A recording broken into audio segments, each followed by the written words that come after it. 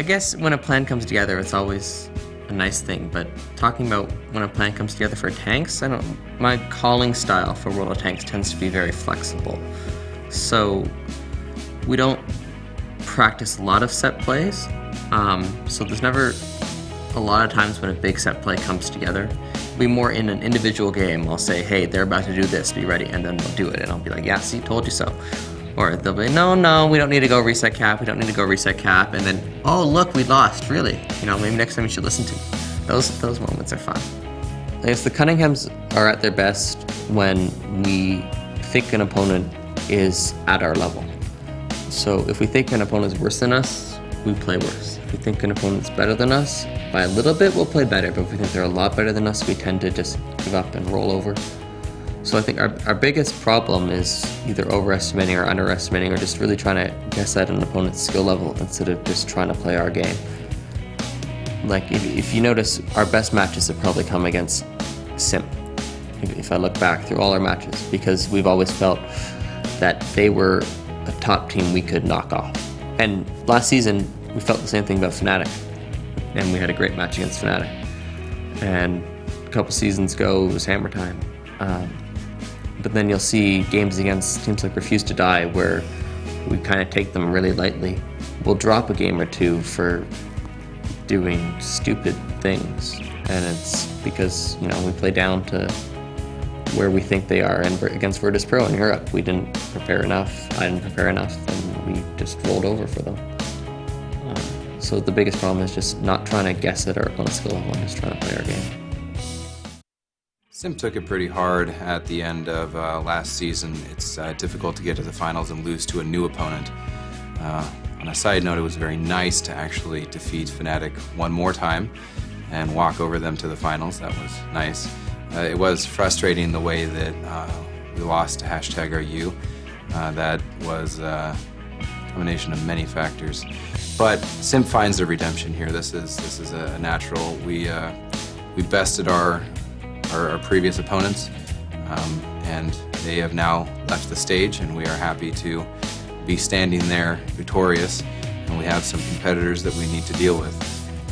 There's some very different styles on how we need to deal with them, and there's some different minds that we have to tackle.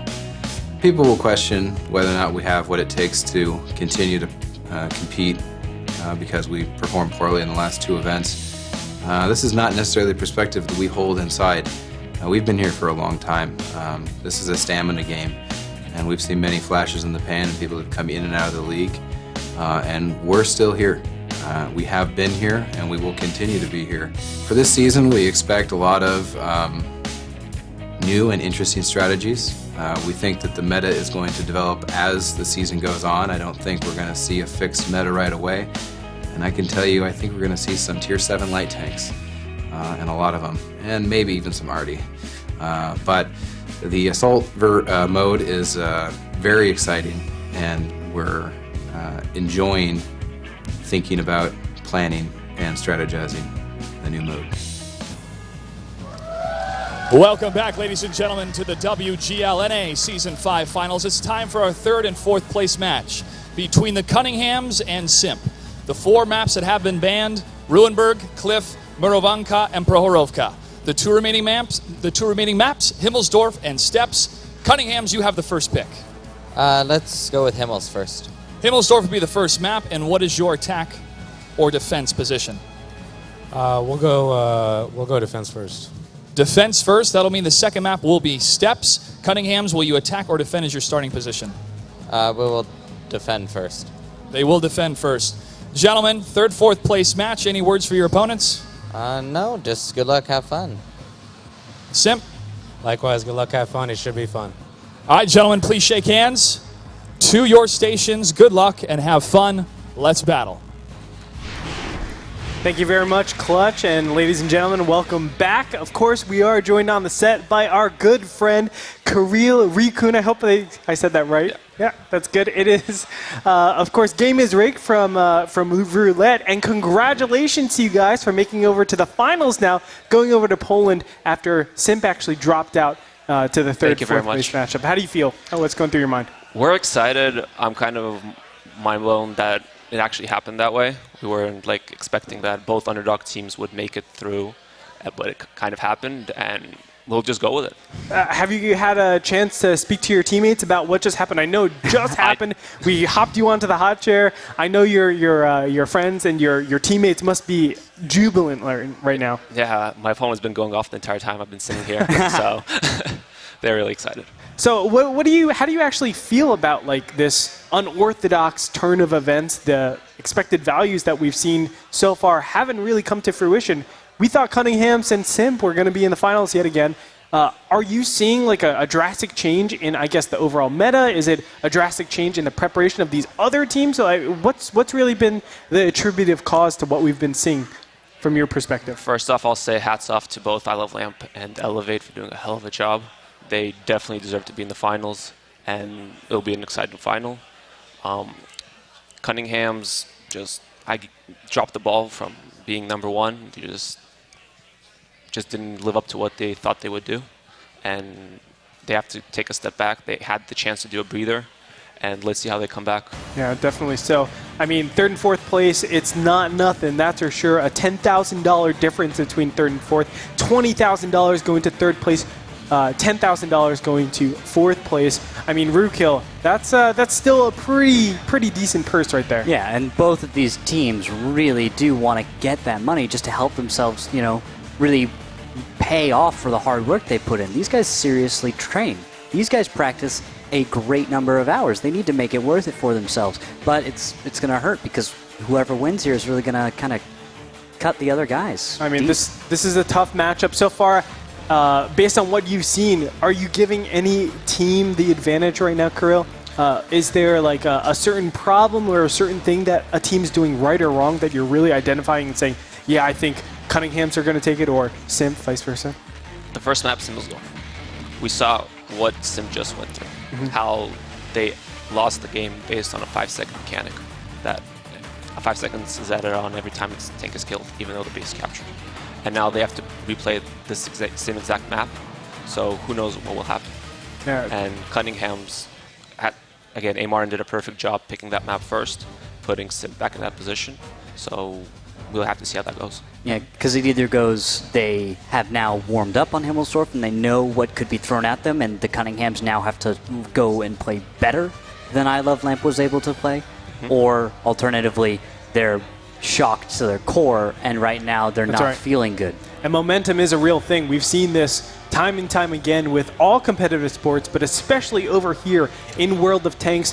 SIMP hasn't been able to finish strong in the group stages, and now have continued that over in the semifinals. I think picking Himmelsdorf is a perfect spot here. As you guys said, they just lost in it. It was the most heart-wrenching loss as well, and for them to replay the map, I'm sure it's just putting salt into the wound. Yeah, I think I tend to lean towards that as well. That's a good convincing point. It's just going to be difficult for SIMP. You look at them though, and they look calm. They don't, but that could be tight-lipped. It could just be, they're professionals too. Yeah. Maybe they don't have to worry about tilt in this spot. They don't have to worry about getting off kilter. Although, I don't know if that's necessarily true because they just haven't been performing to expectations. It's still a very difficult position. The Cunninghams, I mean, if we look back on their play against Elevate, I would say overall Elevate just played a really, really good series. I wasn't seeing any brutally huge mistakes by the Cunninghams, but they did repeat the same type of openings every single time on each particular map. Yeah, they did. A lot of a lack of variation, you could say. Yeah. Well, let's go ahead and hop into battle number 1 in this third and fourth place match. Let's take a look at tanks, and of course, get your thoughts. Game is rigged. All right, looking at the tanks, it's going to be 2 5100s in IS-3, 2 KV-5s, and 2 Tiger 1s for the Cunninghams, which is a lot of hit points. On the other side, SIMP will have 3 5100s, 2 IS-3s, a T-32, and a T-37. Main differences are going to be the KV-5s for the IS-3s and a switch out for an auto loader, and of course 2 Tiger 1s. A lot of consistent fire coming out of the Team Cunninghams. Your thoughts, Game is rigged. Just looking at the first, how they're driving out, you see Cunningham's going up the hill, which is immediately telling us that they're going to be playing the second base. And you see SIMP going with a more traditional spread on defense, taking the tracks, but unfortunately, they really won't find anyone there. So it's going to be up to SIMP to come back and react and get in a defensive position before Cunninghams actually pushes on the cap and forces them to come into them. Is this a predictable situation to be in with the new way that Himmelsdorf is being played? Yes. All right, and what are generally the thoughts going through perhaps the caller's head or the players' heads about how to handle the situation? What's the next objective to accomplish? Okay, starting from SIMP, the goal is to take tracks, prevent that light tank from getting up there, being just a pain, just have that control, and then if you don't spot anything there, just flex back into the defense position as you see Heavy 20 do. Yep. Heavy 20 is moving over to that A4, A5 position in that little cubby that we talked about over and over again over here on Himmelsdorf. He's going to protect against any A-line pushes, of course, any pushes just straight down the center. And we have seen, whoa, actually a little bit of damage being done. That's Optics coming into play. He was able to spot them and get that initial shot off. That was Heavy 20, right? Pretty sure that was. Yeah, the Yep. T-32. Yep. Optics makes a lot of sense. You have great view range, and on top of that, bringing optics, there's not a whole lot of tanks on this battlefield that are going to be able to slip by. And that should tell everything to SIMP as well. They know exactly what their opponents are capable of doing at this point, and we can see how they're reacting. Absolute Royal and Blue Boys captain again all the way down on the bottom. Even Mac G actually coming in for that contra flank. They're kind of expecting all of the Cunninghams to get ready for this aggression. Cunningham's element of surprise was completely ruined by Heavy 20. They wanted to push both KV5s and Tiger 1s up into the base, but since they were spotted so early, now they have to adjust and think of something on the fly. What are they going to do to readjust here? I feel like they're kind of pigeonholed right now. Yeah, they committed to a position, and now they have to make something work with it. They're trying to surround them, trying to take the basic positions for an attack, like control the 5 line, push some tanks up to 7, maybe get a couple shots, try to work Heavy 20 out of there, force him back so he doesn't have that. So he's in spotting them, he's in putting in damage. And the key thing for Cunninghams right now is to not get crossfired by Absolute and Blue Boys. Look at this guy, though. What an intelligent play. Mac G actually going all the way up the hill. He's going to make life hell on that D line now, because now, you know, they're trying to switch it up and try to get a lot of tanks to defend against or kind of reposition, and they can't just blitz into that A5, A6 line.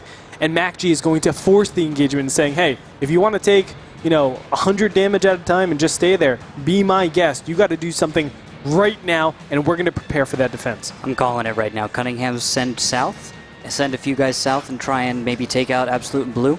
Cunningham's just look a bit confused right now. They weren't expecting this to happen, and they're really hesitant about what to do next. Because you have to look at those lineups.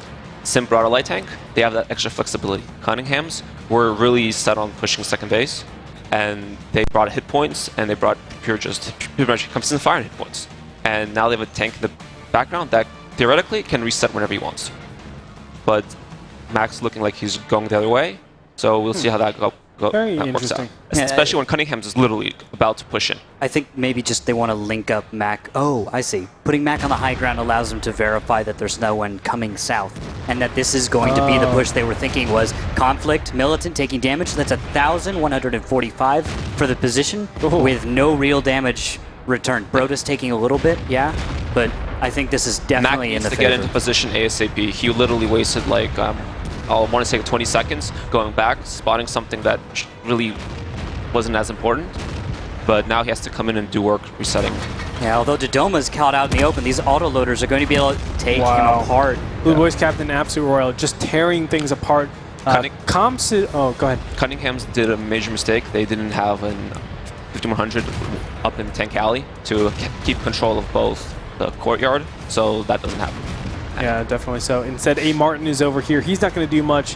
Probably going to go down with one more shot, although, they're both reloading. So unfortunate. So A. Martin might be able to get, no, he misses on Blue Boys captain. A big blunder here, but Tank Ram will be able to do it.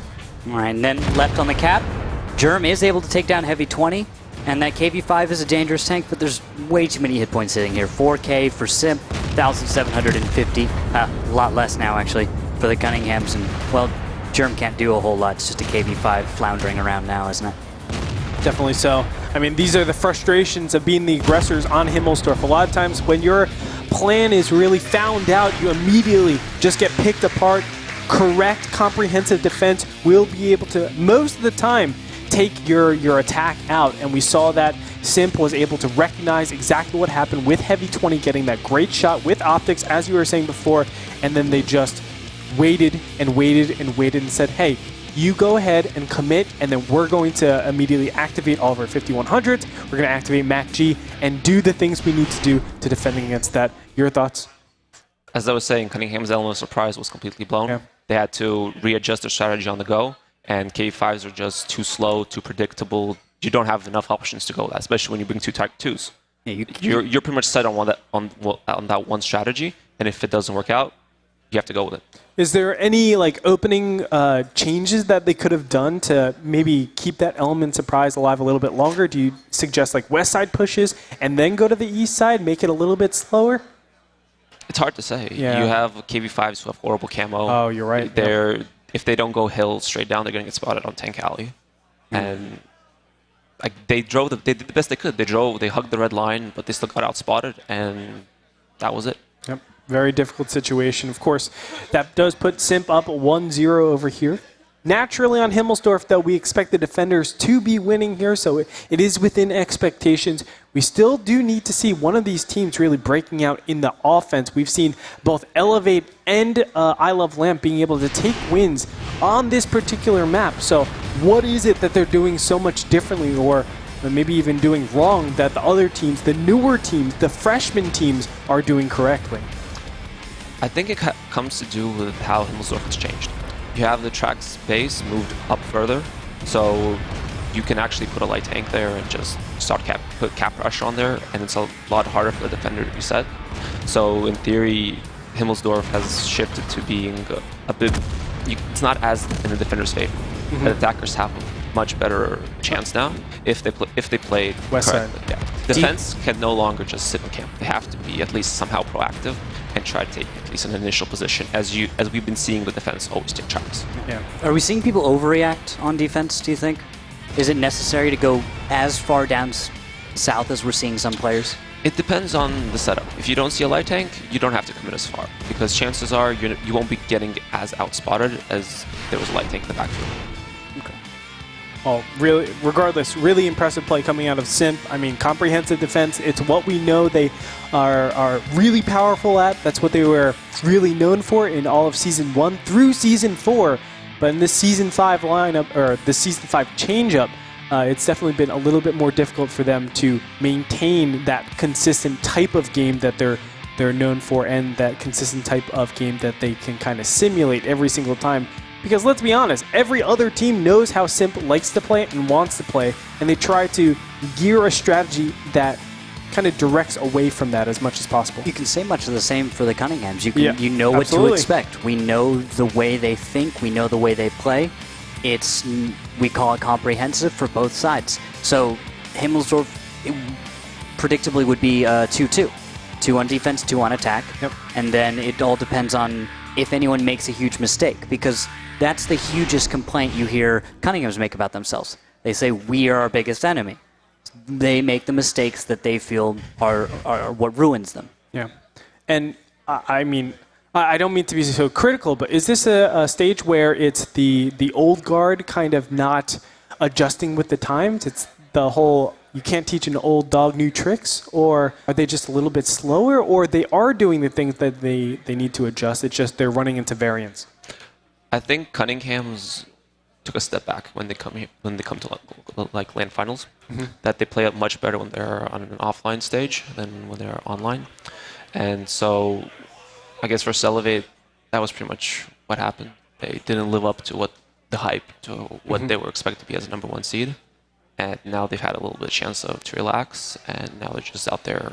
They have no pressure right now. Well, neither team has no pressure. Gotcha. So anything can happen. Well, it's still $10,000 on the line, so it's not nothing. When you're coming in here as a #1 seed. Yeah, you're only expecting first place, right? Yeah. Okay. Yeah. So it could just be they've already been crushed. They've already felt what it feels like to lose exactly when they don't want to. So losing or winning here, you think, is less effective on them?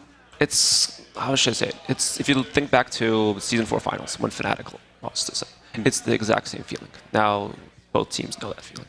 Oh. Gotcha. By the way, we do want to update you guys on what's going on right now. Just a couple of issues that are being cleared up right now with some of the peripherals. It looks like that's going to be sorted out so these players can play at optimal capacity. So we're going to just fix that really quick and then get back into battles. Of course, still only battle number 2 on Himmelsdorf. Right now, SIMP is leading 1-0. But we're actually going to, we'll take a short, tiny little break, and when we come back, we're going to continue on with the series. Don't go anywhere. You're watching WGLNA Season 5 Finals, the 3rd and 4th place match. We'll be back.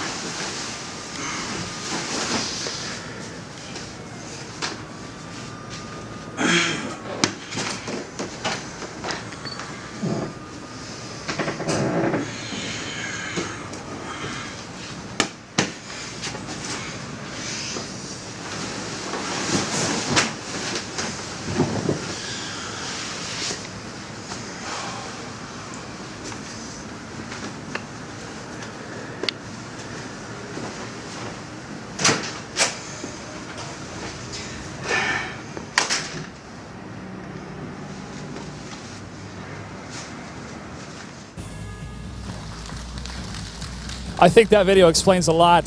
Always be prepared. I'm standing next to Jay Smooth from Simple Tankers. Jay Smooth, it has been such a phenomenal journey for your team, being kicked out last season because of relegation and then going through the qualifiers and joining us once again. Go ahead and break down for us what it's like to be a professional team in the WGLNA. Being a professional team in WGLA takes a lot of work, a lot of time. It's a hobby for most, but it's definitely taking a turn for a lot more professional play, time away from family, time away from other hobbies, time away from work sometimes. These guys traveling here on a Wednesday, leaving maybe tomorrow, but a lot of time, a lot of effort, but at the end, you're getting paid to play a game, do your hobby, and turn it into a profession. So it's pretty cool, can't complain too much. Now, twice a week, we would see you on the face-off, and there would be a number of different items behind you as we would show off the personalities of some of our different teams. But there's a certain catchphrase that you're known for. What is that catchphrase? I'll see you in the danger zone. Every single time he does that at the end of his face-offs. It's phenomenal. Now, looking at this tournament, quite a big surprise what happened to SIMP right at that last second. Beautiful play. We saw I Love Lamp still stay in that pocket and get those kills. How tense was that for you as an audience member and also a member of Clan SIMP? It's a great atmosphere, obviously, but in those moments, it's hard because I've definitely been on the side of SIMP in those calls. Season 3, we made a bad call to get off the cap on the same map, Himmelsdorf. Ended up costing us the game.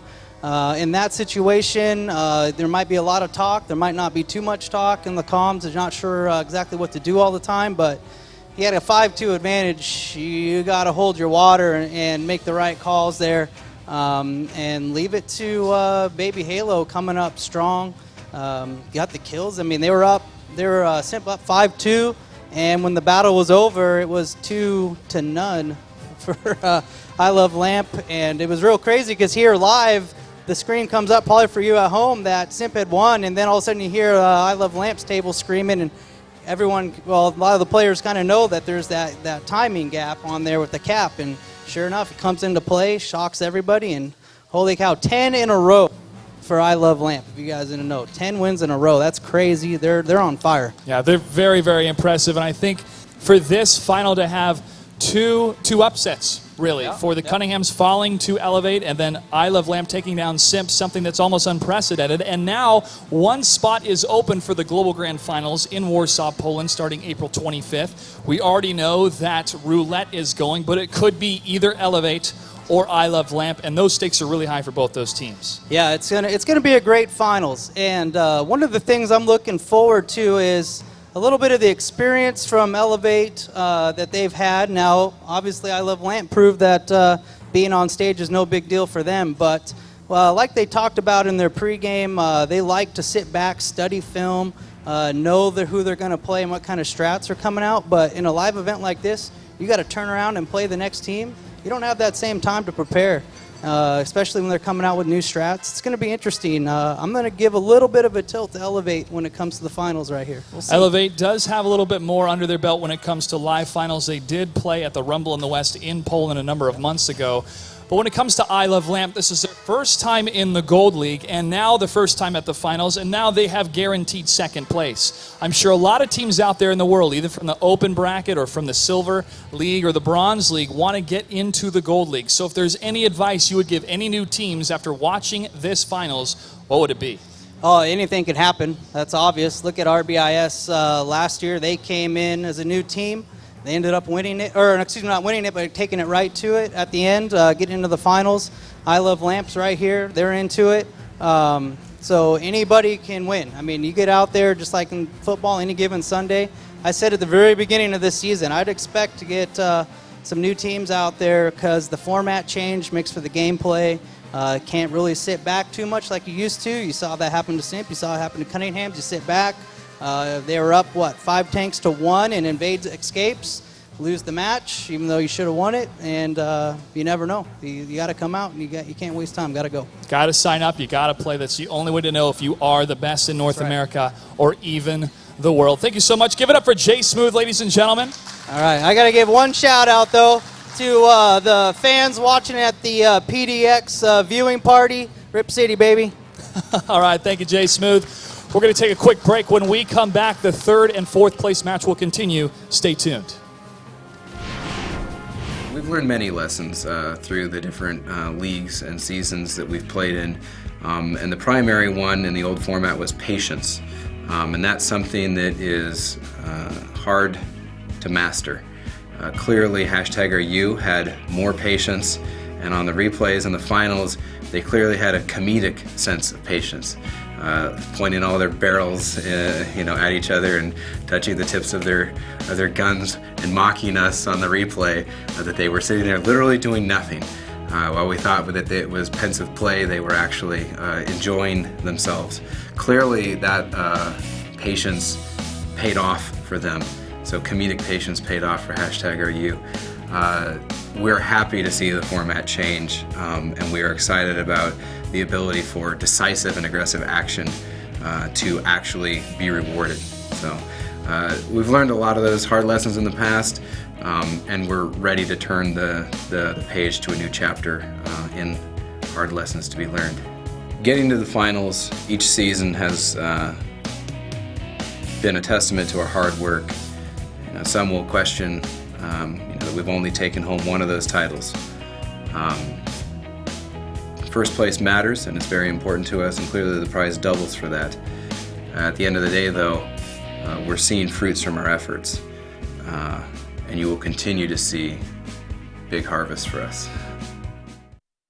What has been my happiest moment with my team? That's a good question.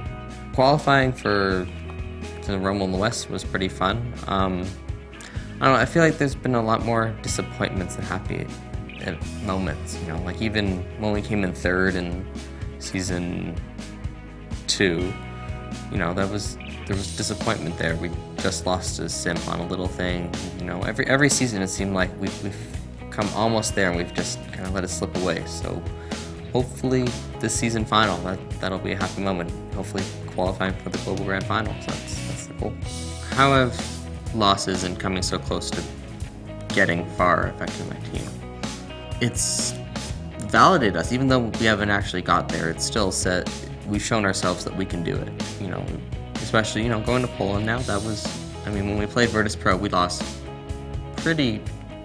We lost, but at the same time, we saw that if we actually prepared for the event and if I picked maps a little better, we could have played with them. I'm not saying we would have won, but they were not that much better than us. They were better, but we're up there with them.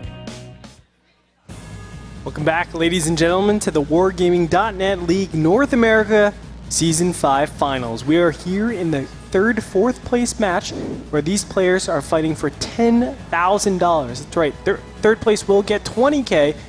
Fourth place will be getting $10K. So these guys are not walking away losers by any means. Big winners.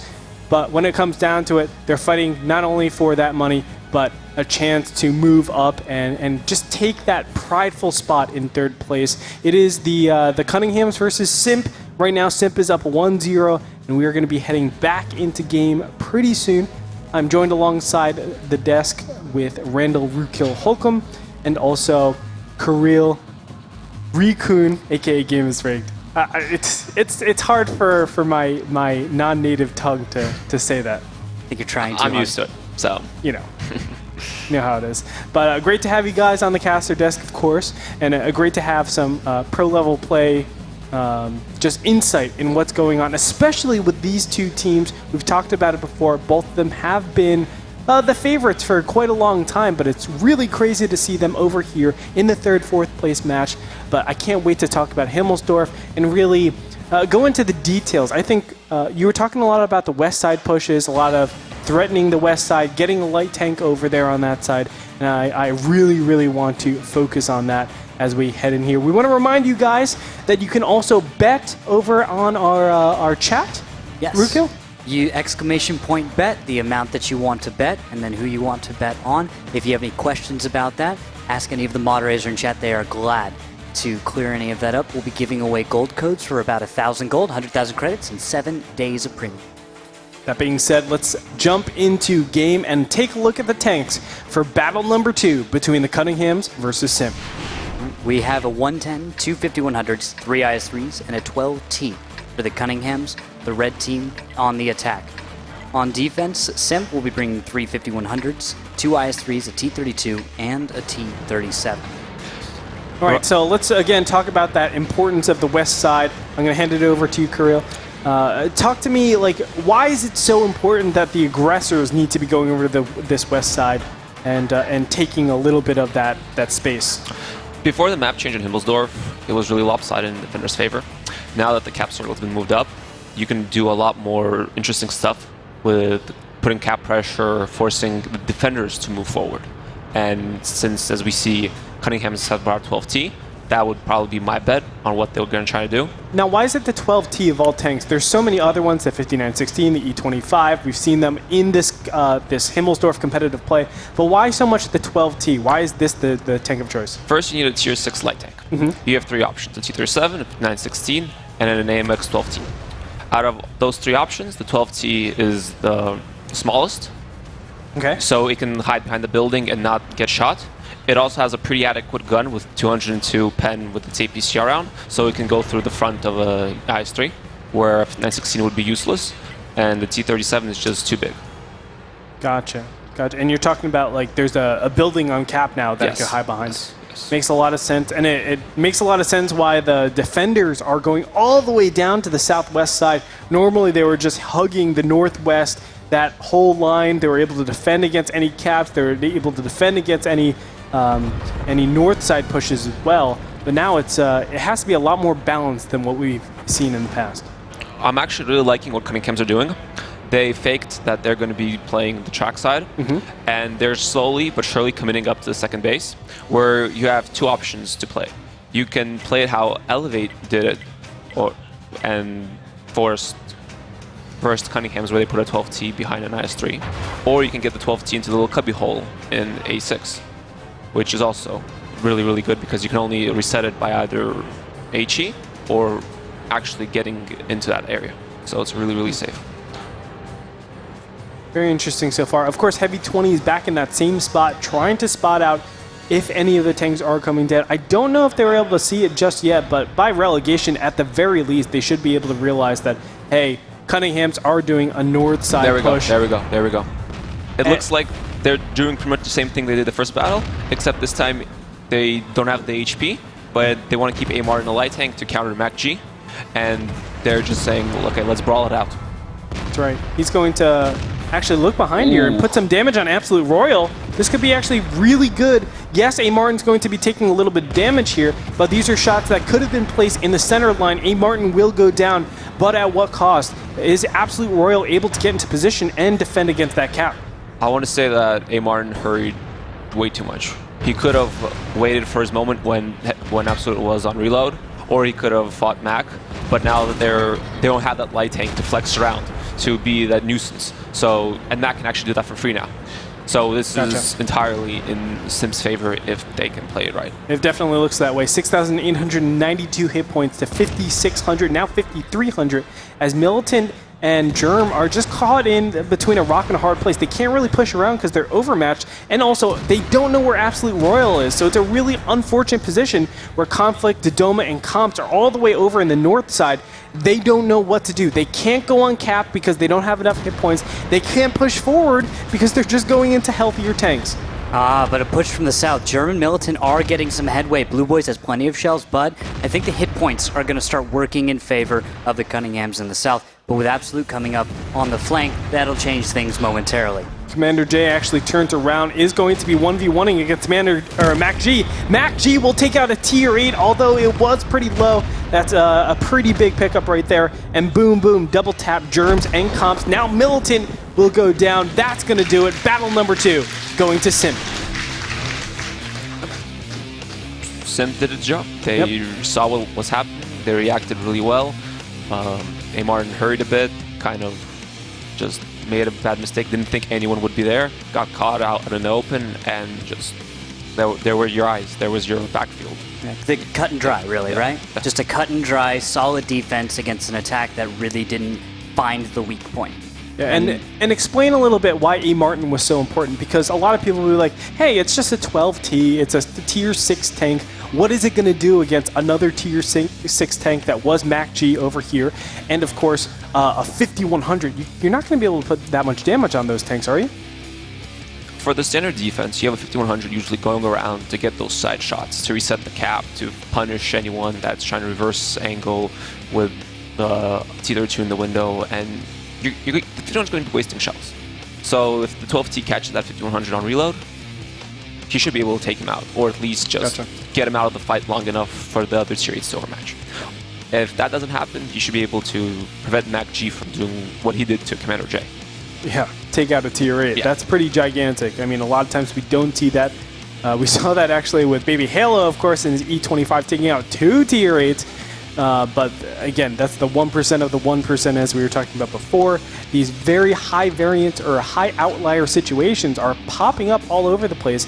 And I would say that it's the teams putting themselves in situations where they're capable of making those type of plays.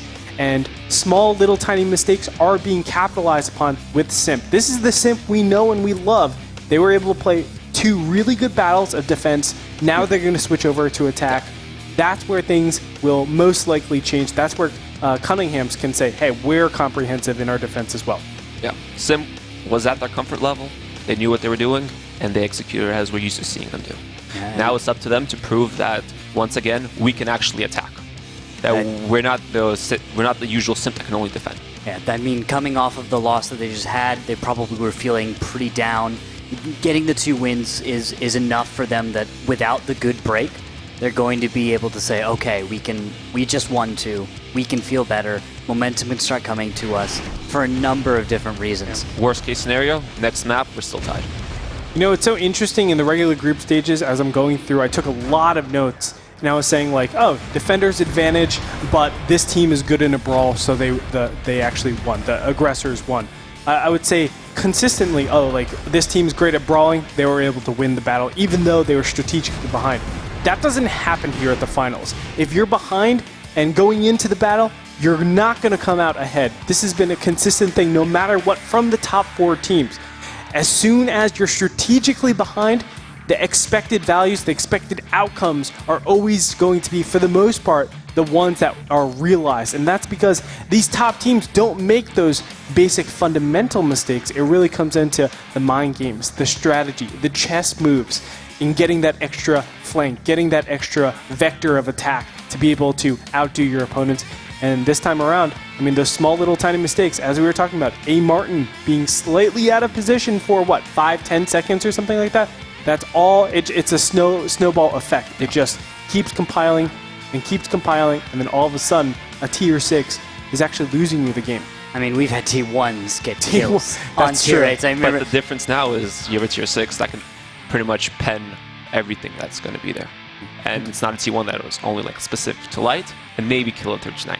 Yeah. You still have to respect. You have to respect it so much more. Yeah. And you have to be careful about your own, how you treat it, because a lot of people are either going to respect it too much, and it's going to start hindering your ability to work the map, because you'll say, oh, a T-37's over there, we really have to pay attention to that, when you might be able to ignore it and win anyway. Or you just ignore it entirely in a situation where it's going to flank you, start a second cap or something like that. You can't ignore even a tier 6 light anymore. It's going to punish you. By the way, I love this new format too, with the tier 6 instead of the tier 1s, because it makes every single tank matter. Of course, we always talked about how T1s definitely mattered a lot more than people thought in the 7x42, but this 7x54, it's just so much more dynamic. Everybody is a constant threat. And we've seen Baby Halo. He's always in those tier 6s, tier 7s, and he's still putting out 90k damage across the season. That's a lot to be putting out with such brittle, easy-to-kill tanks. Yeah, the big question now about your lineup is, do I want to bring 2 tier 7s? Himmelsdorf being an example of where this is very reasonable as a decision to really calculate. You go do 2 tier 7s or a tier 6 and an extra tier 8. I'm not a fan of bringing 2 tier 7s. Why not? You have the HP, you have the firepower, but you lack the mobility. You lack that light tank that can spot early and can just be a nuisance by going up the hill, getting those flanks, getting those resets, and I don't feel it's a good trade-off. What about tier 7 mediums or something? I haven't played around with mediums as an idea for the tier 7, but is there Why any... bring a Bulldog when you can bring a tier 6 light? Fair enough. T-37 to a Bulldog. After the changes to the Bulldog, a lot of people have been kind of worrying about bringing that tank, not saying that it's not quite as good as it was. It's still great, but I mean, okay, say you're bringing a Bulldog, but then your trade-off is that you're tier 8 heavy. What are you going to bring? A T-29? A Tiger? Tiger's got hit points, T-29, a little bit in the hold down, but most people at this level of play easily counter it out, right? Yeah, T-29 doesn't do the job as well as it would do in a pub match. I think it can work in group stages, but over here when we're in the finals, it's not going to be anywhere close to being viable, or I shouldn't say viable, but it's overall not a bad play, but a losing play. We saw for about like 2 or 3 weeks in regular season play where T-29 started coming out, and very quickly we saw that it wasn't making the grade.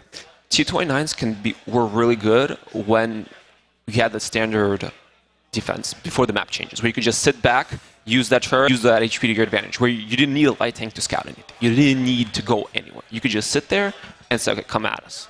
But now that you actually the defenders have to be proactive and actually take something, you're too slow. Then you can't flex back if you commit too hard. You don't have the mobility to light stuff.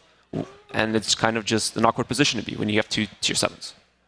Well, guys, again, we're having a little bit of technical difficulties. We're going to figure all that out. We're going to go to a short break. When we come back, the continuation of SIMP versus Cunningham. SIMP is up 2-0. Don't go anywhere. You're watching the WGLNA Season 5 Finals.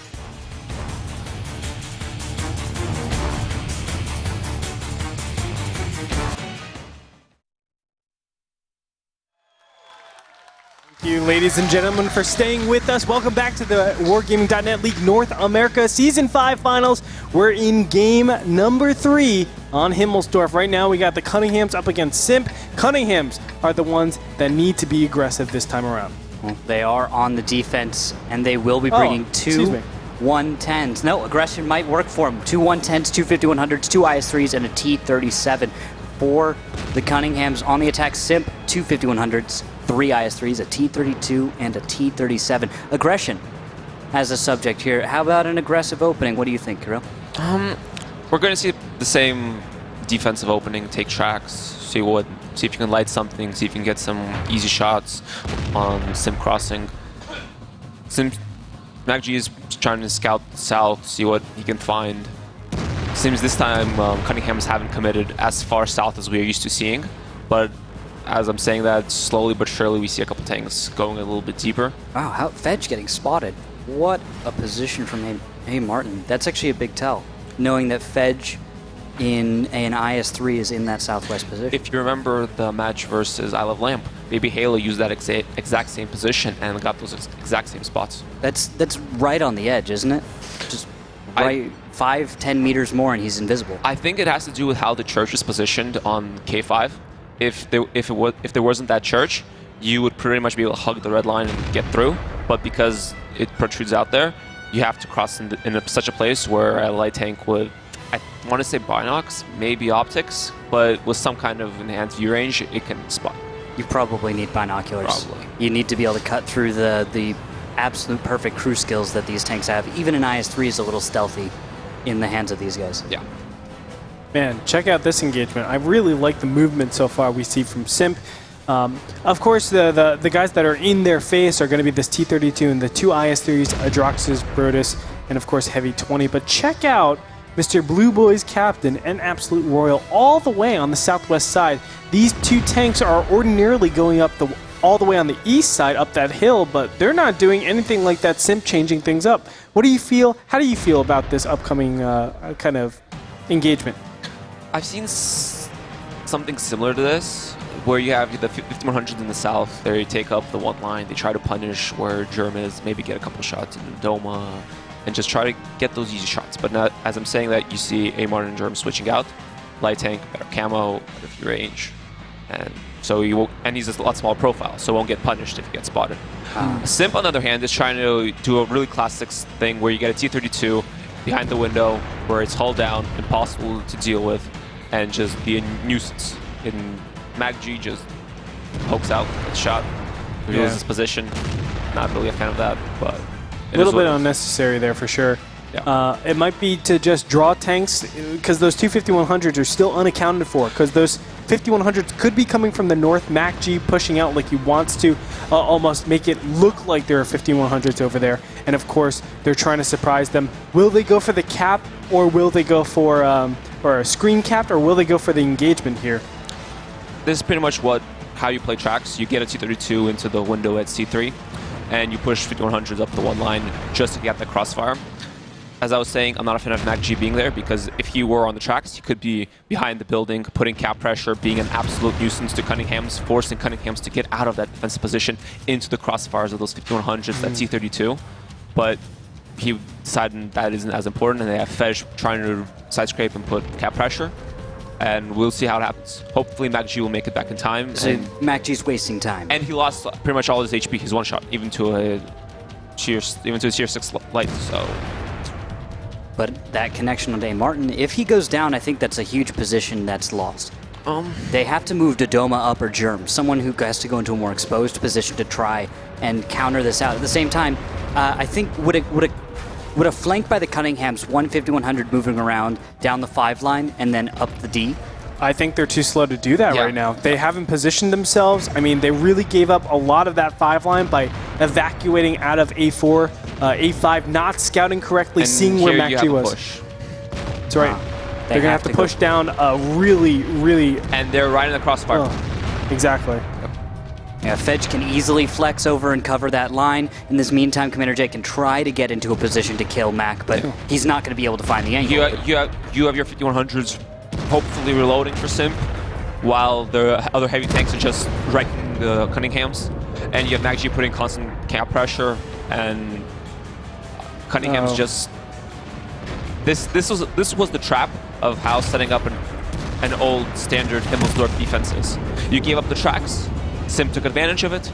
They put a cap on. You put a tank on cap. They put the pressure, forced Cunninghams to get out of those defensive positions, right into the T-32 and heavy tank crossfire, and we see what has happened. Yeah, this is all formality at this point. I mean, the bad position is just being showed here in the brawl, where SIMP has beautiful position. As you said, the crossfires are just unreal, and staying here in this C3, C4 area just does not work for the Cunninghams, although they needed to obviously alleviate the base capture.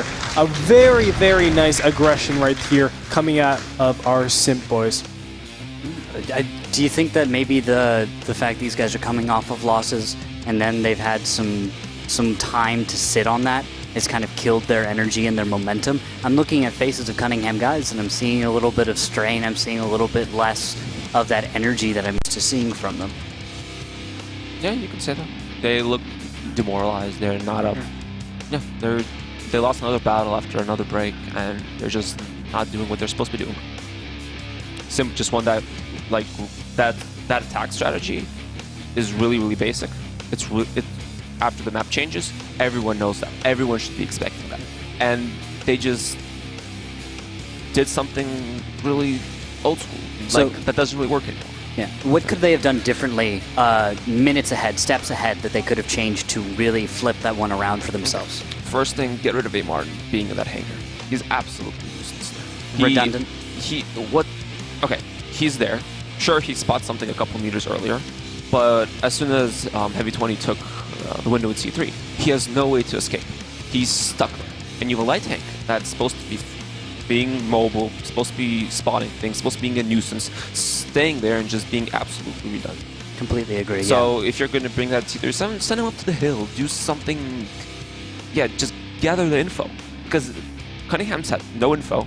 They thought that SIMP was going to try to do the second base, which they didn't, and after they guessed wrong, they were stuck in a horrible position. And they couldn't do anything. Again, it snowballed because once you see that north side push, you're not going to say, hey, let's send two 5100s or one 5100 over to the northeast side. You're going to say, okay, let's prepare for that. And then they see the 5100s coming up the west side. It's a little bit too late to really reposition. By the time they know it, it's like, oh, wow, they're capping us. Well, let's go push. And they're already going into a lost cause, a lost situation.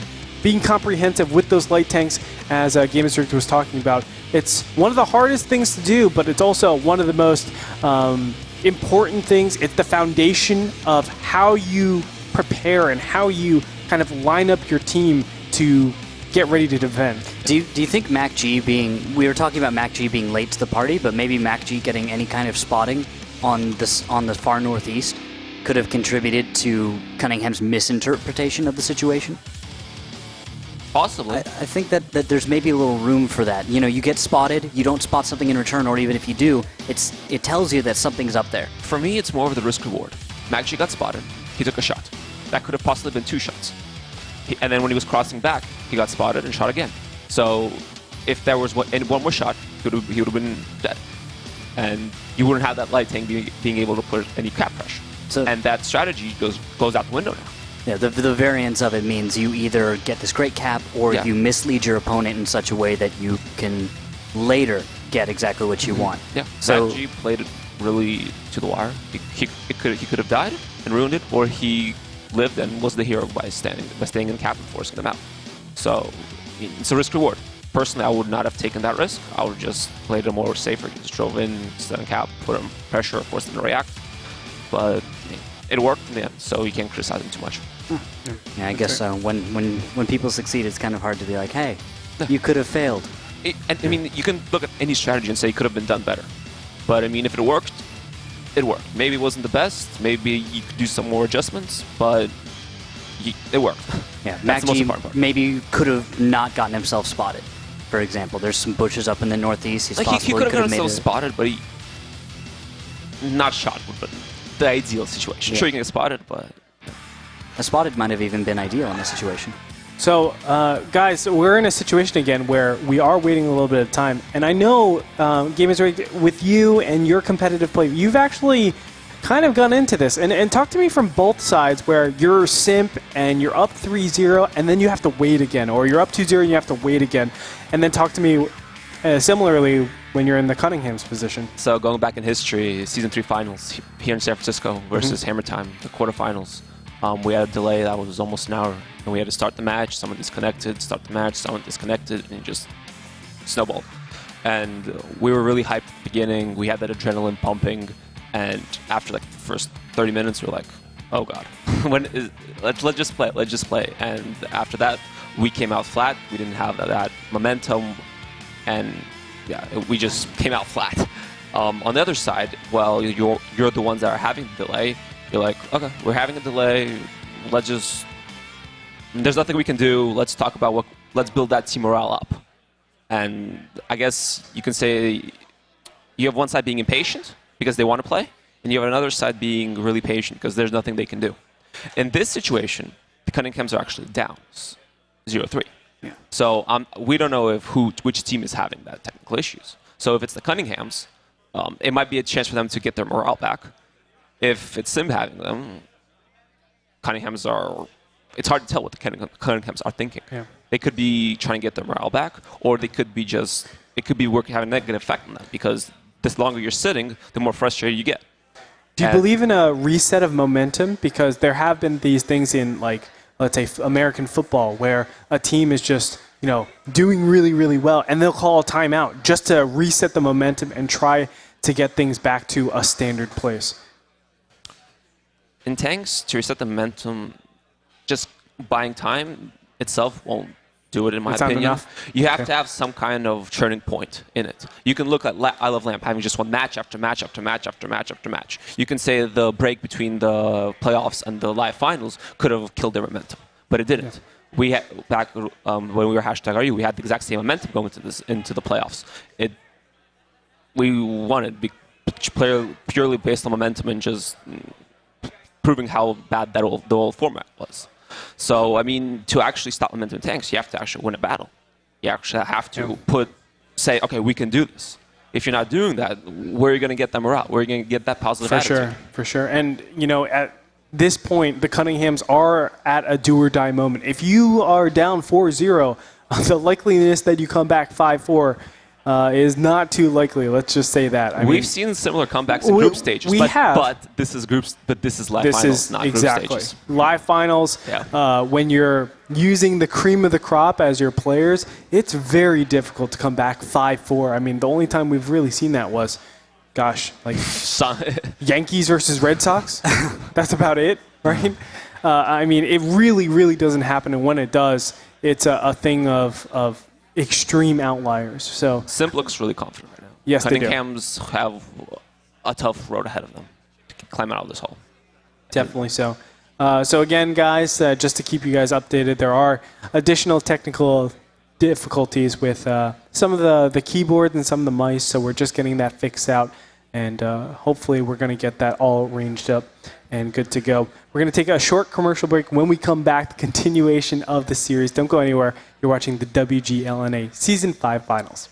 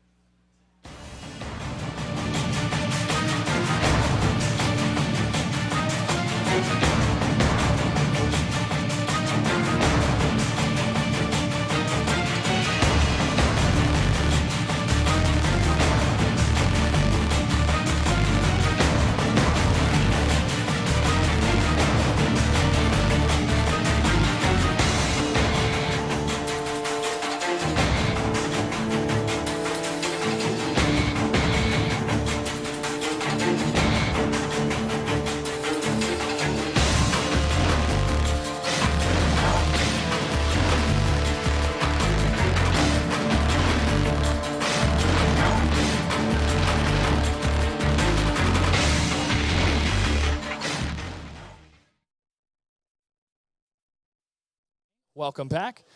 I'm standing next to three individuals that won the 3v3 tournament that was sponsored by Wargaming, where the winners would be sent to the finals. Taro, Ural, and Whiskey Jack, congratulations on winning the 3v3 tournament. Give it up for them, ladies and gentlemen. Quite a feat.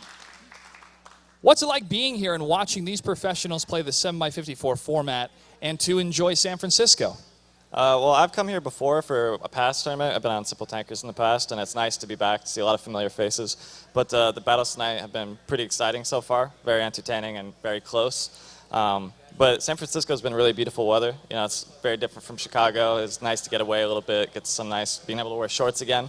So I really appreciate that. I'm having a good time. I wish I could wear shorts. It's really, really hot in here. You guys can kind of tell. Sweating a little bit. A lot of people in this room. They're having a lot of fun. Got some great food, some drinks flowing, as well as a food truck outside. All the beautiful things about California. Now, when we're looking at this type of tournament format with this amount of money on the line, $75,000 for first place, does this stir a little bit of inspiration for you guys to maybe start your own team or to compete in some of these skirmishes that World of Tanks hosts? Oh, definitely. I mean, not only for just the prize money, because that's a huge benefit, but actually playing in a sport for video games, it's pretty fun. The competition, training, and just getting better at it and working as a team and honing the skills as a group. And when you do win, it feels pretty good. You definitely have accomplished something because you've been working pretty hard to get there. Now, why was it that you chose these two individuals to be a part of your team? It was a really last-minute thing. We hadn't talked about it at all, but I realized that we had a good chance to play if we just put something together to do it. And I just kind of mustered up these guys. I've been playing with them in the game, casual players, and we had some good just team coherency. Like, we communicate well and play well off each other, so that's why we decided we could enter. Which role did you guys play? Who was the scout? Who played the heavy? What type of tactics did you bring for 3v3? We went pretty heavy with mediums, 2 comets, and the T20, and we just tried to do a lot of mobility on the maps. And I would say we switched up roles. Ural here was the guy who made the decisions on what to do.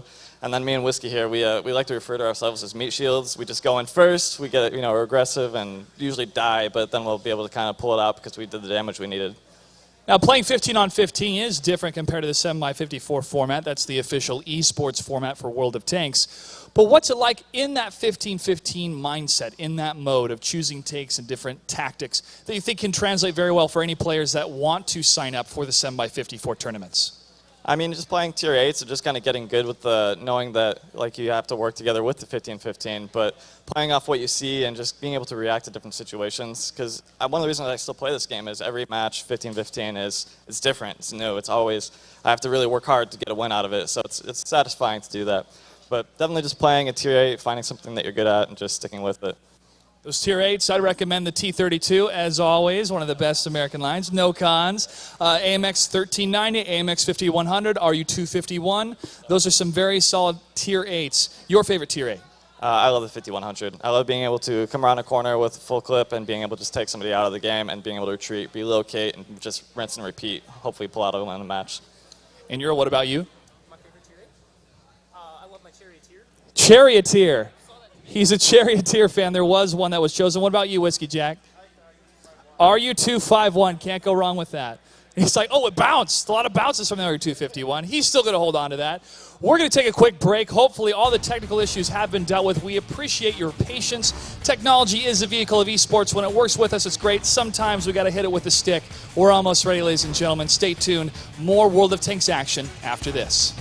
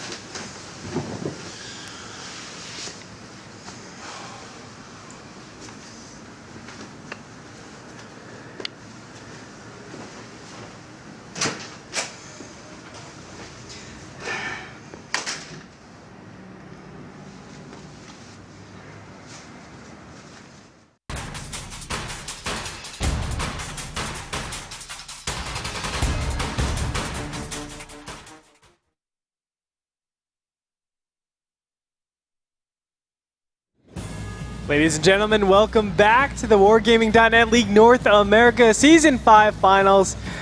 We want to thank you guys for having a lot of patience, and we've also cycled out another top pro into our realm over here. It is, of course, Joel Everett, aka J Smooth, and on top of that, he is the runner-up to MVP award in Season 3 or Season 2, something like that? Don't rub that in. See, he's been on the list for a few times. You were almost. Almost there.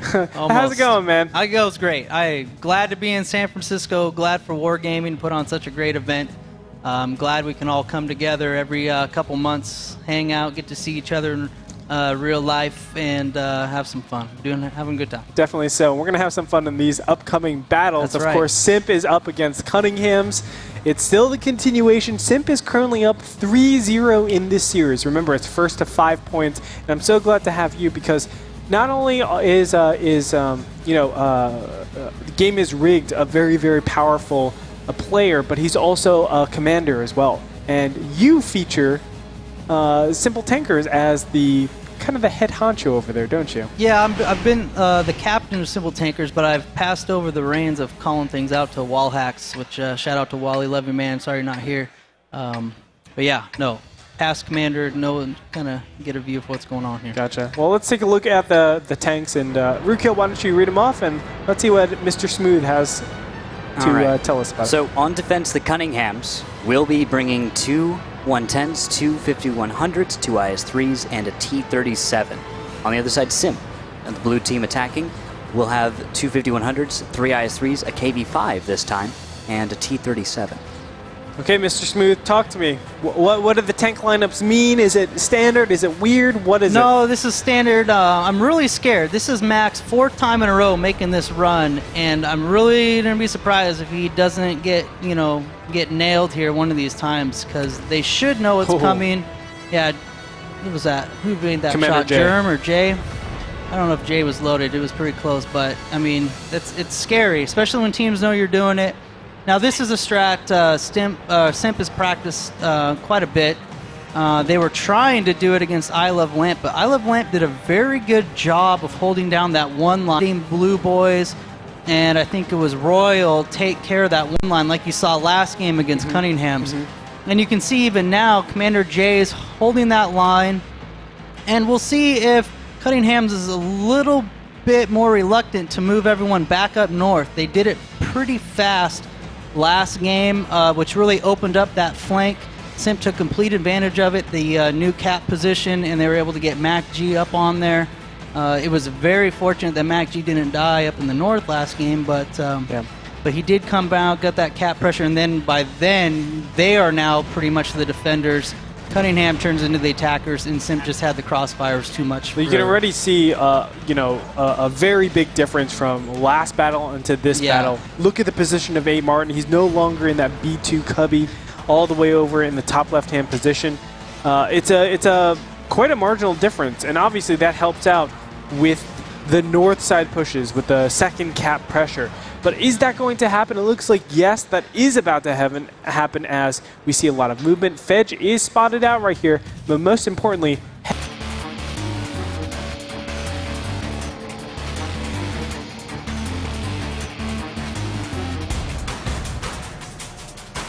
pickup.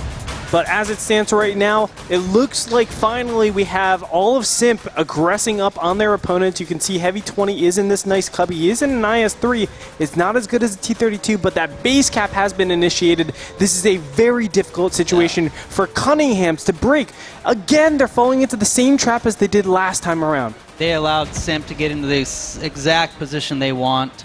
I don't see a different scenario playing out. SIMP should win this. They need that center line. They need the 5 line, especially to get that extra lane of crossfire. As it stands right now, it's just going to be the Cunninghams actually turning to the aggressors, as you were talking about. SIMP the defenders. And now, what can Cunninghams do? 7,600 hit points to 8,800, a marginal advantage here. The only thing that can possibly happen, it's been practiced, is to HE up, shoot the ground next to the Mac. Doubt it's going to happen, but that's one thing that's been practiced that has knocked down that cap. But they're not thinking that right now. No, they're thinking we got to blitz in. And here goes Comps. He's going to go ahead and lead it up. Conflict's going to follow up. And look how scary this is. Adroxus right around the corner. Fedge loading up. Absolute Royal. MacG. My goodness, there's so many. And he's just worried, can I get this base cap? 8 seconds left. They're bouncing. And he might get it because Comps is still alive. Dodo could get it from the northwest. Oh, no! There goes Comps. And there it is. Mac is reset. Done. Oh, yeah, but there's way too much damage now. But at what cost, right? 4,000 hit points to 6,000. That's 2,000 hit points ahead. A really nice position. And a minute 30 seconds left. So maybe the Cunninghams can pull something out, but they need to continually reset and keep tanks alive. That's going to be hard to do. Here comes SIMP on the flank. They're gonna take out Militant. They probably move to Commander J. I'm not sure where is he at on shells. He's only got 2 shells. Not going to be enough to stop SIMP's progress here. That's right. Here we go. Engagement on Militant. He's just going to back off, play these corner games. Commander J is in a really tough situation, I think. Yeah. He's the one that's going to be reloading right now. I say he just goes for the center line, tries to ram or something, or hopefully he can wait until someone resets the base cap, but he he's out of commission for 40 seconds. Yeah, Blue Boys got on Cap too to even speed that up even more. Oh gosh, what an uncomfortable situation. Germ going to push out now. 14 seconds left on Cap. Will he be able to get into position while there's, oh my gosh, Fedge, Droxus, and Absolute Royal taking the behind shots. Oh, nice little kill there by Germ, but I don't know if Germ's gonna get it. He didn't even reload in time. Too little, too late, my friend. Wait, hey, don't say that when Simp is capping. We saw that already. There it is. Simp is going to take a 4-0 lead on their opponents. A really decisive advantage overall in a first-to-5 type of series. I mean, they're at match point. They have all the time in the world and all the resources in the world to be able to take out Cunninghams in this 3rd and 4th place match. Yeah, this is going to be tough. This is Simp's best map. It was also shown to be Cunningham's best map, but Elevate took it to Cunningham's on this map earlier. Simp only needs to win 1 defense, and I'm not sure who's going to be on defense first, but I thought it was Simp, but it would be tough. So, Jay Smooth, talk to me a little bit, because we have the Cunninghams that placed 1st overall in the division. They did match up against Simp and lost not just like 4-4 or 5-4 or 5-3. It was 5-0. It was a really decisive. Why is it that Simp is the kryptonite to the team Cunninghams? Well, I really honestly think Simp and Cunninghams have a lot of similar styles. They're very, very good on the defense. Their offensive strats are good, but they take a lot of time to develop. They look for that damage, but then they don't really have that that go get them, that you see from other teams like Elevate, and Lamp even showed a little bit to where you just, forget it. We're going to throw everything in the hat. Let's see what happens. Yeah. And Simp does it better with that style. Just we've seen it, and then the proof's in the pudding there. So I mean, this is a brawl that we're seeing, but the battle's already over before any shots have been fired. Yeah, Himmelsdorf was a little bit different. Simp has not played this. They did not play it in the regular season. They kept it in their back pocket, used the extra time between the finals and the end of the regular season to get a strat with the map changes, which you exactly saw. They took advantage of the map change with putting a smaller tank on Cap, which was not viable before. So they had it in their back pocket. No one had ever scouted it. It's a big thing. Lamp did a great job of not giving up that position too early, but Cunninghams did it the first time, and for some reason did it a second time. Maybe thinking that it was going to change. They wouldn't do the same thing twice, but hey, if you're going to give it to us, they're going to take it. Well, there's a lot of headway that Cunninghams need to make right here if they want to come back into this series. Remember, only one more battle win for Simp to clinch the $10,000 additional prize pool that they'll be receiving.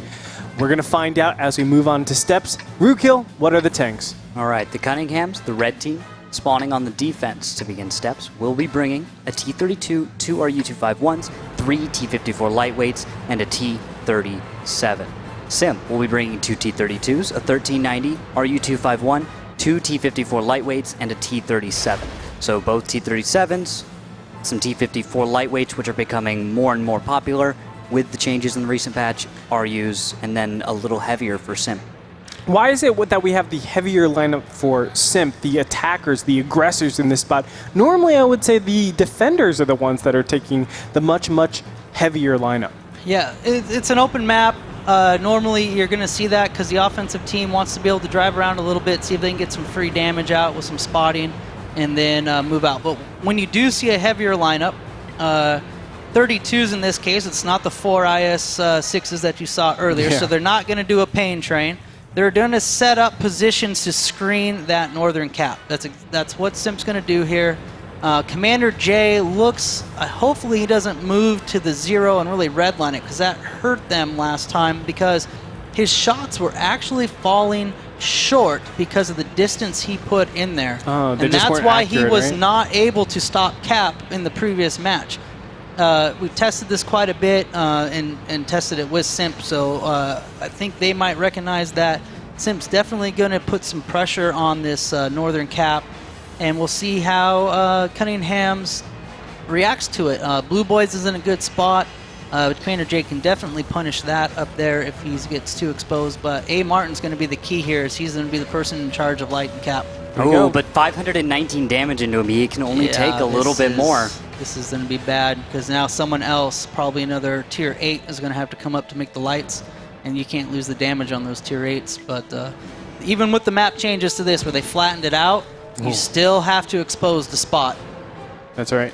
I mean, it's really dangerous, obviously, but a good screen with heavy tanks, we might be able to do the job. And remember, because they are heavy tanks, they have a slightly larger profile. You can see these tiny tanks over here getting those base cap points. They could potentially just go in front of these light tanks and screen it like that, just be the hit points and be the shell and the husk. But already you're seeing that the cap's getting closer and closer. They're trying to get up and get a spot. A. Martin's down. Now they're really in trouble. They got to use another take, and now here comes Fedge. Speed it up even quicker. And if the shots don't hit, okay, there we go. We got. Oh, wow, Matt got off.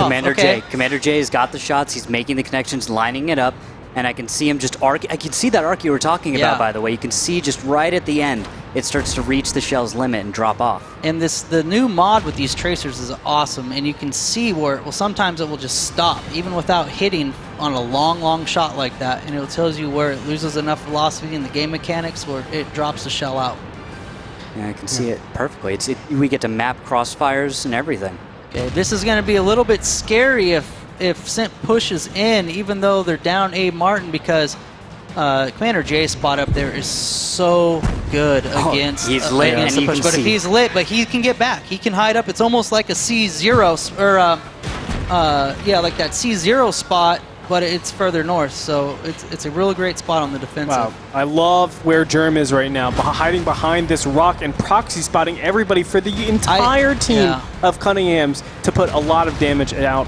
Wow, a lot of disorganization. Once Germ goes down, expect SIMP to get back on that cap. Yep. They have to. It's their only win condition. They can't chase, right? Especially because Commander J is on the top right-hand corner. How are you ever going to be able to chase Coyote? You can, but it's going to be tougher, but you are up 2 tanks. So that they do have a win condition where they can go at them. It looks like Absolute might be heading back to the cap, or else he's going to join Brodus and Mac on the flank, and they've decided, forget it, we're going to go get the kills. But it's going to be tough to get Commander J out of there, so you're going to have to do it in the amount of time to where you can cap with Commander J being up there. So I don't know. So now it looks like maybe Mac G and them are coming back, deciding to come back north, get on cap, and force the issue. Now, I'm reminded of previous seasons. This might be a bit of a throwback. You remember Mines when people started understanding how to throw people into the hills? Yes. Unfortunately, we were the first team that Roulette did that to, and I'm still bitter about it. So, but the counter to that was to get right up and close to the hills. Yes. The counter here against Commander J, get right up and close to the hills. A situation that, the reason I bring it up is because it's a situation that these guys have seen and so have some experience with. SIMP may know that if they close the distance, if Cap is not going to win, that they can, in the end, counter out Commander J by simply making his position very difficult for him to play. One thing I'm a little bit worried about SIMP's position is they don't have anybody up on that A line to have the downward shots for those spotting, so they're going to be able to advance up a little bit more free than they normally would. You see the crossing the tracks right here. If you had that guy up in A2, you'd be punishing that a lot. Now they're forced to get off cap again. And now with the minute 40, SIMP's got to make some decisions. Looks like Commander J is down, so they do have the chance to get together and make a final push. It's hard, though. They're down 1,000 hit points right now, 2385 to 3347 in favor of the Cunninghams. So they're going to have to eat some damage, closing the distance, and on top of that, try to win the engagement. It's not too likely. Whoa, what is Blue Boys doing? You see him going up and over straight into the backfield. He's going after comps. This is the key to this, though, move. is Commander J. If he runs around south and escapes, they could be all right. Looks like he's kind of teetering. Should I come back and help my team, or should I run? Looks like he might try to get some damage out and then take off, but this is starting to remind me of when Invade escaped on Muravanka, so we'll see what happens. Yeah, and then they followed up Heavy 20 and Fedge moving in. I think ideally they wanted Conflict and Dodoma to stay on a high ground, but in a situation like this, they're going to lose Blue Boys in exchange for comps. But out of this, they are getting more momentum and playing it better. They have a high ground, and Conflict has to run. 35 seconds. Commander stood around too long. He needed to just decided, you know what, we're not going to win this and get out. No problem defeating Mac G with a T8 to a tier 6, but he hung around. and it looks like Absolute might be able to get onto him before this match is over. Are they going to be able to do it in time? I Well, highly doubt it, man. not with Conflicts getting the kill. Now Conflict can escape. Oh, he's burning. Oh, all the way Absolute, down. but you gotta get Conflict.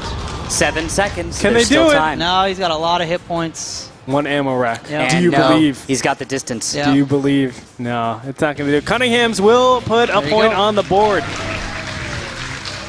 1 and 4, still a long way to go, but that's the first step. Yep. That's what they needed to do. Change the momentum of this series. Change the momentum of how the battles have been really turning out. And you saw, it was water on rock.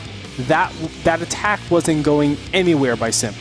No, once the resets came out and once they gave up the north to open up that northern flank, it was just a battle back and forth. And like you were saying earlier in that match, Cunninghams had the HP advantage and they made it work.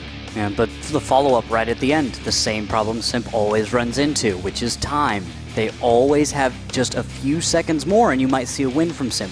It seems like it happens so often, it's really, truly a trend that you could track. It's crazy that if we change this format to 8 minutes, I think Simp would actually do fantastic here. But, you know, the 7 minutes, it really forces them to push out a little bit earlier. And that hesitation from Simp, I mean, we gotta be critical on them. That's what's been, you know, really crushing them over here in the grand finals. Now, Joel, it looked like you might have disagreed. What were your thoughts then? Well, my assumption is if you go to 8 minutes, that you're just going to see another minute of waiting, feeling out time. I mean, that's what we had when we were at a 10-minute timer. You'd have a lot more feeling out time before something was made. Now, if maybe there was something where a minute was added to the game clock for some reason, then it would make a difference. But yeah, that'd be a hard rule to set up. But I understand what you're saying. Hey, all they needed was a little bit more time. Correct. They have to give themselves that time. If they're the attackers, they're the ones that are deciding what time to give. And that was. We could have gone through that whole replay and seen like, oh, you're missing 30 seconds here that you could have used for that ending. Big time. And just go through it. And I'm sure it totals up to a minute or even maybe more than a minute. Yep. I know your team is a team that really looks at the clock as a valuable resource. You look at hit points, you look at damage, potential damage, and you look at time. And I think that's such a valuable way to understand and look at the game.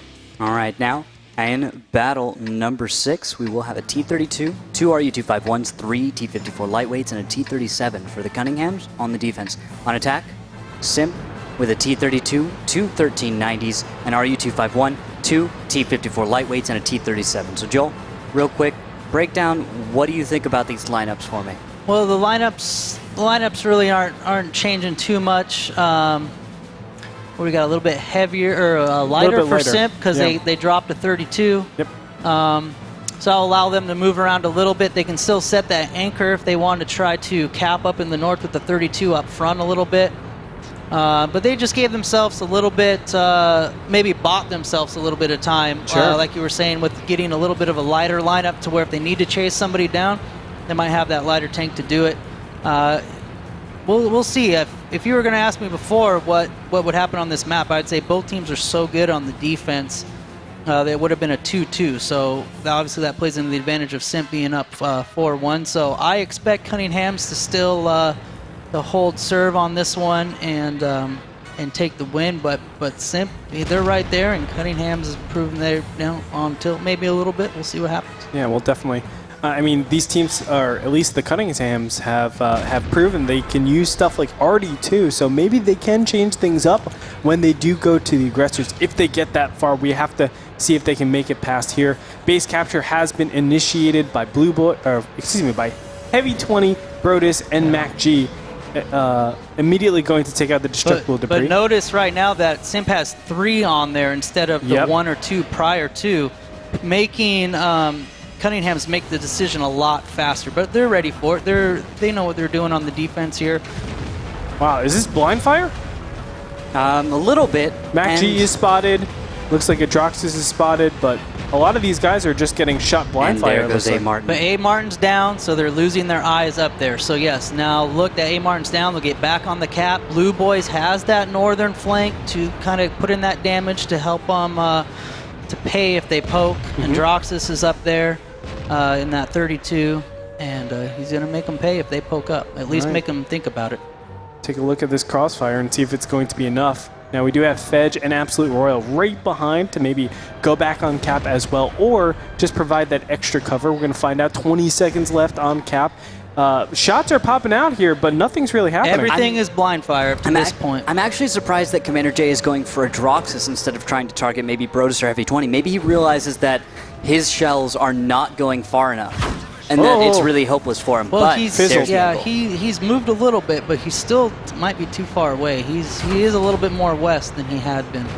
Yeah, there okay, are so they got spotted. So Germ move up, got to get the lights. He took a lot of damage for that crossfire from Fedge and Absolute. So again, it's going to go back to exactly how the last map. They're going to have to take out Germ and decide what to do. Yeah, and Germ is in such a forward position that it's like he's asking to be taken out. It is, but look at the damage that Brodus and Heavy are taking to try to get Germ out, bringing the hit points right back, and actually putting Cunninghams. It's great it's a snake big deal. shot. He's right been there. playing great all day. He really has been putting up good numbers consistently. I think Comps is one of the top guys playing for the Cunninghams today, at least on the live finals. Something that Simp could have done maybe a little bit differently is used Absolute, come further down the flank, maybe the H line, get into those rocks, go for and that get concave, those right? side shots on Germ for free, and then keep your force still over by the Cap, and really get that other flank. And instead, they went right in head first, took a lot of damage. That's exactly what Cunninghams wanted, and really evened the game back out. That's right. So they're being predictable in this case. But look, Blue did stay up north this time. And I think this will make a bigger difference. Not sure if it's going to be the final thing, but it's going to help. It's pretty close in hit points right now, 52 to 54, in favor of Cunningham's just a little bit by a single shell. But, we do have base capture has been initiated. Once again, Absolute Royal and Fedge this time on the Cap. And we need another tank spotting. Yeah, it's Conflict this time. Conflict and the T-54 lightweights decided to move up, knocking over a few trees. Just kind of get into position. And actually bouncing a few shells. He didn't take any damage going over. That's going to be an issue. See, Simp gets off. Absolute did go over. Conflict's a little bit stuck. They can kill Conflict out here and make him pay. In fact, Conflict should go down here eventually between Absolute and Blue. Yeah, it's going to be a really easy kill unless they can find the support fire. Commander J's not able to really get consistent fire on boys. Blue. Yep, there it is. Okay, now big advantage here. Yeah, it is. Well, it's four tanks no, they versus lost four another tanks. tank. Sorry, when I wasn't watching, lost another tank. We'll see if Fedge gets back on Cap. Yeah, it's easy snapshot at Conflict. They traded a T-54 lightweight for a tank that was much less healthy, though. Running out of tanks to spot, though. Yeah, maybe Comps can do it. Just forward's the best direction, move up a little bit. You've got a T-32, something aggressive. Yeah, plenty of hit points, too. It's a little aggressive, maybe, a little bold. Although with Dodo going down on the flank... Yeah. Okay, well, what's going to happen is Militant either gets to drive up there to make the spots for Comps and Commander J, or else Comps is going to have to say, all right, I'm going to take my no cons and move forward and see how much, see if I can get the spot. Oh, 227. Actually, Commander J's position is working out when it comes to getting us slightly closer. Oh, 3 tanks on Cap now, 14 seconds to base Cap. Militant, 83. Militant. He's trying to go for it, man. But they got Absolute blocked off. He runs into a wreck. That actually is going to slow his route down. 5 seconds. He needs to get this reset. And he misses it. Although he might have enough time to get the spots. reload. 3 seconds. Are they going to get it? No. It's on Blue Boy's captain. It actually fizzles. They need one shot. No. Right, it's not going to happen. And Simp will take it 5-1 against the Cunninghams. Taking third place and the $20,000 prize. Well, congratulations to them. A very, very well-deserved third place. That was well done. Absolute Royal, one of those players that you expect to just show up and do work, getting 2K damage in that last battle. Brodus, Mac G, even though that they were really just shut down by the Cunninghams, you can see that there were other members of this team who were very well prepared to really make things happen. Yeah, those are the tanks they're using to get on Cap, draw that pressure so their team can do the rest of the damage. So that's expected on this. If you're not going to go ahead and all in, then you're going to have some players that are just there to soak up some damage and get the turrets on them. So what did it come down to when you see Simp, Cunninghams being such similar teams? Like, what was probably the core difference that made Simp really shine today? Well, I didn't see any adjustments on the side of the Cunninghams there when they allowed Simp to do the exact same thing on Himmelsdorf. And then it was the exact same map again, or exact same strat again on steps. And I think Simp maybe saw these mistakes. Blue Boys stayed up north that time. Yep. And made sure to keep that fire on. And it worked out better. So they made the adjustment. The adjustment didn't come out on the other end. And now you have a 5-1. So you got to make those adjustments on the fly. It's tough sometimes. Well, I mean, overall, you got to give it to both these teams. I mean, they had a very long, intense season. First, let's give it up. Actually, let's pass it over. Let's pass it over to our good friend Clutch, who's there with the third-place winners. Thank you, gentlemen. Let's give it up for Simp. Third place one more time, folks. This is a team that's been with us since the very beginning. Third place is not a bad spot to be, and Simp, I'm sure we're going to continue to see you in the future. But what are your plans for next season? More hard work. You know, it's nice to see some fruit. It's nice to have a bigger basket, of course, but, you know, we take what we can get, and we're happy to be here, and we continue to be here. We want to, you know, thank our sponsors for helping us through all these times, and we're still happy to be on stage, you know, still on the podium. And I want to thank Mac G for all his efforts. You know, he won't be gone completely, but his spirit will still be here, and he may be helping on the side a bit, but successful career, gets to finish all of his seasons on the podium. Well done. Once again, ladies and gentlemen, let's hear it for Mac G. And also thank you to the Cunninghams. It was a hard-fought season. We'll see you next season as well. We're going to take a quick break. When we come back, the finals, Elevate versus I Love Lamp. Stay tuned.